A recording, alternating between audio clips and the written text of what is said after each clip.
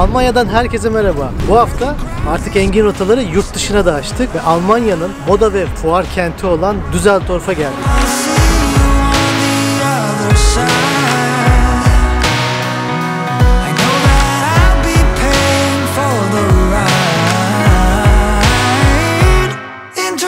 Şimdi Almanya'nın ilk ulusal parkına geldik. Burası Düsseldorf'un merkezinde Hofgarten denen bir alan. Çok büyük bir yeşil alan. Burada insanlar çocuklarını gezdiriyorlar. Bisiklete biniyorlar. Yürüyüş yapıyorlar. Devasa ağaçlar var burada. Göletler var. Göletlerin içinde kuğular, ördekler geziyor. Ve şehrin merkezinde bu kadar bir alan olması hakikaten çok ilginç, çok güzel gözüküyor.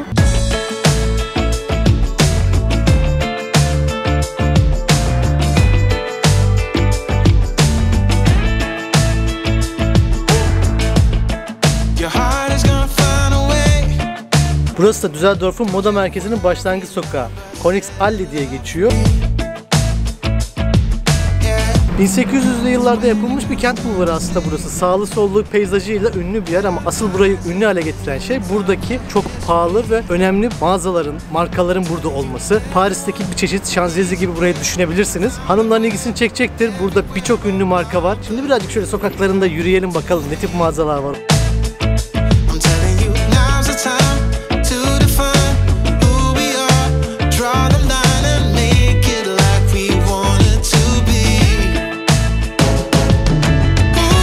Heykeller çok var demiştim ya, işte size Düsseldorf'un ünlü bir heykeli daha. Birbirine bakan iki tane amca var burada. Yürürken fırın benzeri bir yerde kuyruk gördük. Güzel de ışıklandırılmış. Bir girelim bakalım, damak tadımıza göre kesin bir şey buluruz.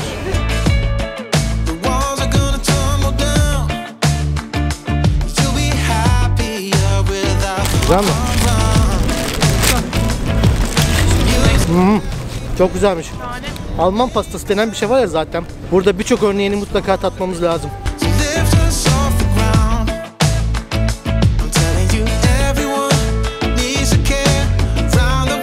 Düsseldorf 2. Dünya Savaşı'ndan sonra Batı Almanya tarafında kalmış ve savaştan sonra da bayağı bir yıkıma uğramış. Yani yıkılmayan binası yok denecek kadar az.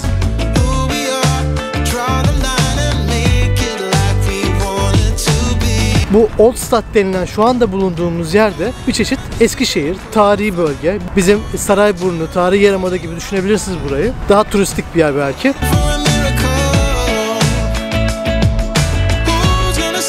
Ren Nehri kıyısında edindiğim ilk izlenim sakinlik, sessizlik, güzel ve düzgün binalar. Etrafta gördüğüm 3-4 kişiden birisi koşuyor, bir diğeri bisiklete biniyor, genç yaşta demeden. Çoğunluğu da çocuklarıyla beraber burada keyifli yürüyüş yapıyorlar. Hakikaten çok düzgün bir peyzajı var. Taş döşemesiyle, ağaçlarıyla, binalarıyla hepsi çizgi gibi çok güzel bir mimariye, çok güzel bir kent dokusuna sahip hakikaten. Kıskanmamak elde değil yani. İkinci günden merhaba. Bugün kapalı, rüzgarlı, biraz da soğuk bir hava var. Bugün kaldığımız yerden Düsseldorf'u gezmeye başlayalım. Dün gördüğümüz panoramik turun birazcık da içine girelim. Oradaki binaları görelim sizle beraber.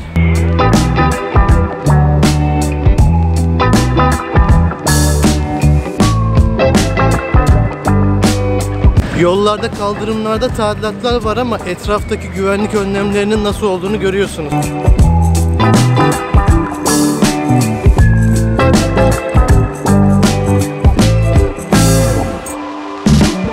Düsseldorf'un dün heykellerinden size bahsetmiştim. Ünlü heykelleri var ve birçok yerde, birçok meydanda güzel heykeller var. İşte bir tanesinin yine önündeyim. Hemen arka tarafında 1870'lerde yaşamış Kaiser Wilhelm İmparator'un heykeli var. Ve bu meydanın olduğu yerde de Düsseldorf'un ünlü bir kilisesi, Johann Kilisesi var. 85 metre yüksekliğiyle 1881 yapımı ve şehrin birçok yerinden gözüküyor. Kırmızı tuğlası ve tepede gördüğünüz yeşil tonozla ünlü bir yer.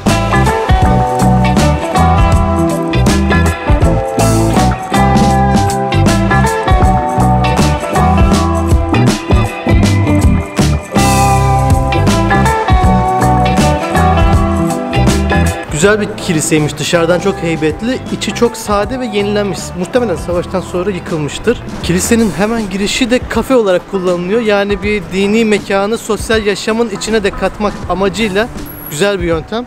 Şimdi yolumuza devam edelim.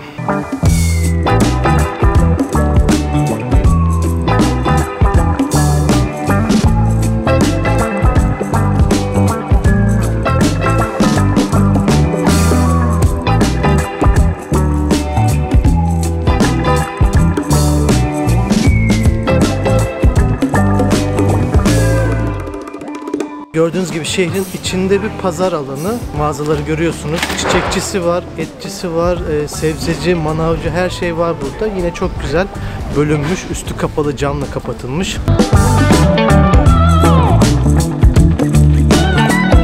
Hava soğuk, biraz kahve molası verelim. Cafe Lab, Copenhagen Cafe Lab. Hadi buyurun bir kahve içelim.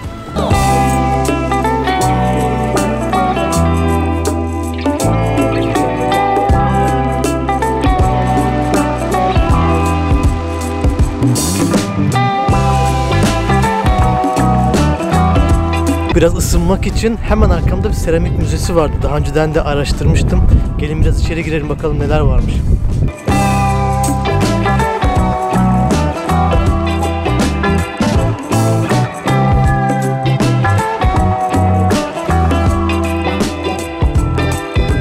Ve seramik müzesinden çıktık, yarım saat sürdü. Size çok fazla bir şey gösteremedim. İçeride çekim yapmak bir salon haricinde yasak. Antik çağdan günümüze kadar birçok seramik ve toprak esaslı ürünler burada sergileniyor. Ayrıca büyük bir salonda da İznik seramikleri, Kütahya seramikleriyle ilgili bir alanda var. Giriş ücreti bu arada 5 euro. Buralara yolunuz düşerse uğramanızda fayda var.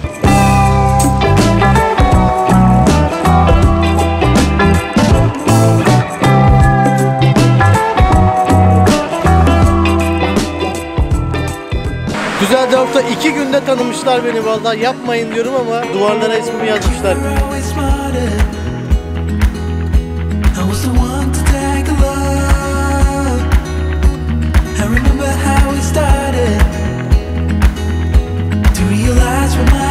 Hava gerçekten soğuk. Bugünkü gezime size ilk gün gösterdiğim Hofgarten Parkı'ndan başladım. Hemen bir arka sokakta size dün gösterdiğim alışveriş mağazalarının olduğu cadde vardı ama bu tarafta yine Hofgarten şehrin bir tarafından Ren Nehri'ne kadar bayağı bir alanı kapsıyor. Düsseldorf'un neden bu kadar sakin olduğunu, neden bu kadar düzgün, disiplinli olduğunu biraz konuşalım isterseniz.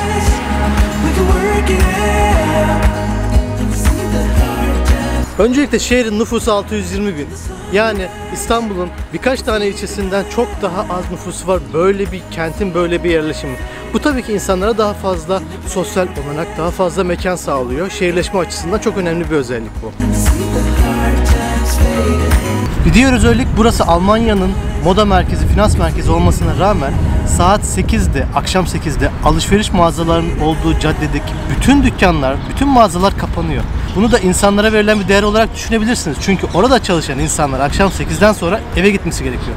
Bizde nasıl? Akşam 10'a kadar bütün mağazalar açık.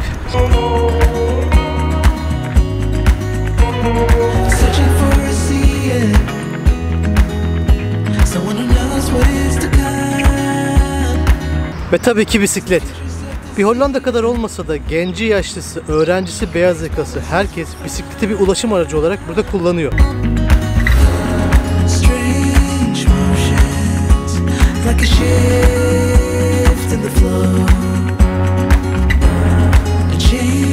Havalar burada kapalı ve soğuk olduğu için güneş bulutun arkasından yüzünü biraz gösterdiği zaman anneler çocuklarıyla beraber parklara çıkıyorlar. Yaşlılar yürüteçleriyle beraber yürüyüş yapıyorlar buralarda.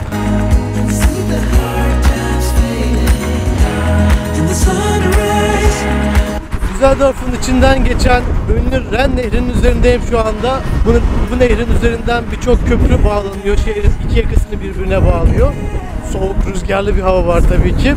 Ren Nehri'nde bu çeşit yük gemileri var. Şehrin ticaretinde önemli bir işlevi var Ren Nehri'nin ve bu ticaretin. Hemen arka tarafımda Düsseldorf'un simgesi Ren Tower'ı görüyorsunuz ve ünlü katedrali Lambert Kilisesi var burada.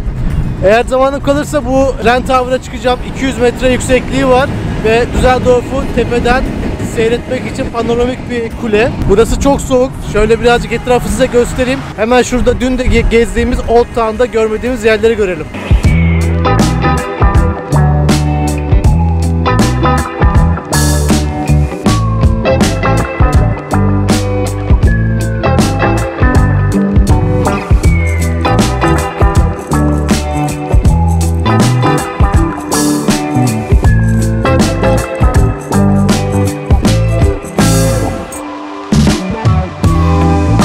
Lambert Katedrali ile ilgili size bir şey anlatayım. Kulesine dikkat ederseniz hafif bir yamukluk var en üst noktasında. Bir rivayete göre şeytanın bu katedrali kıskandığı için onu yamulttuğu söyleniyor. Ama asıl gerçekçi olan açıklamada bir tadilattan sonra yukarıda kullanılan keresteler, nemli kereste, rutubetli kereste kullanıldığı için belli bir zamandan sonra yamulmaya başlamış. Yani bir çeşit Pisa Kulesi gibi yapısal bir sorun aslında ama öyle de bir rivayeti var. Parende atan çocuk heykelinin biraz arkasında da yine şehrin önemli bir heykeli, Düsseldorf'a şehir haklarının verilmesini anlatan bir heykel var.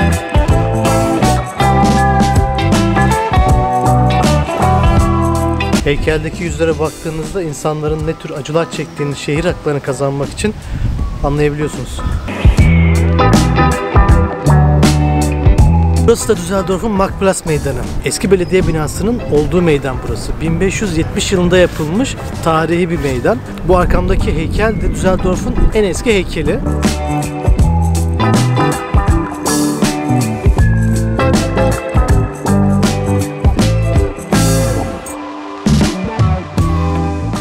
Yine sokaklar arasında yürürken yemyeşil bir yer buldum. Neresi burası diye haritadan bakınca Düsseldorf'a ismini veren Düzel Deresi olduğunu fark ettim. İçinde yine kuğular var, klasik yürüyüş yapanlar var ve yeşil alan tabii ki.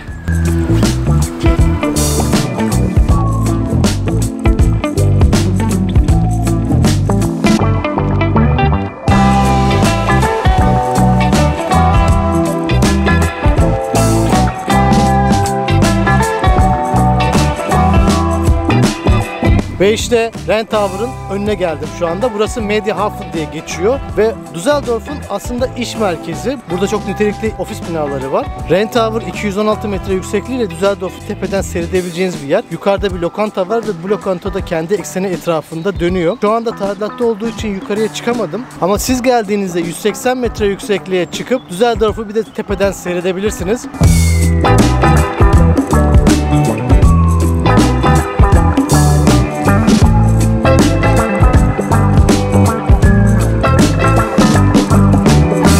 Arkamda Frank Gehry'nin ünlü iş merkezini görüyorsunuz. Frank Gehry'yi tanımayanlar şöyle hatırlayabilirler. Prag'da dans eden ev, Bilbao'da Guggenheim Müzesi'ni eğer görmüşseniz bu binaların tarzına yakın olduğunu anlayacaksınızdır. Özellikle mimarlar, mimarlık öğrencileri bu binaları dergilerde, kataloglarda zaten görmüştür. Düsseldorf denince de zaten bu bina ve arkamdaki Rheintower zaten çok bilinen bir yapı haline geldi.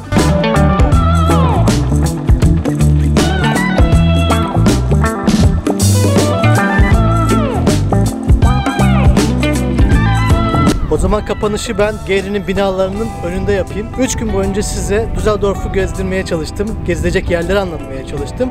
Buraya 2 gününüzü ayırdığınızda bayağı güzel yerler var görmek için. Videoyu buraya kadar izlediyseniz çok teşekkür ederim. Kanala abone olmayı ve videonun altına ufak da olsa bir yorum yazmayı lütfen unutmayın. Bir sonraki videoda, bir sonraki rotada görüşürüz. Hoşça kalın.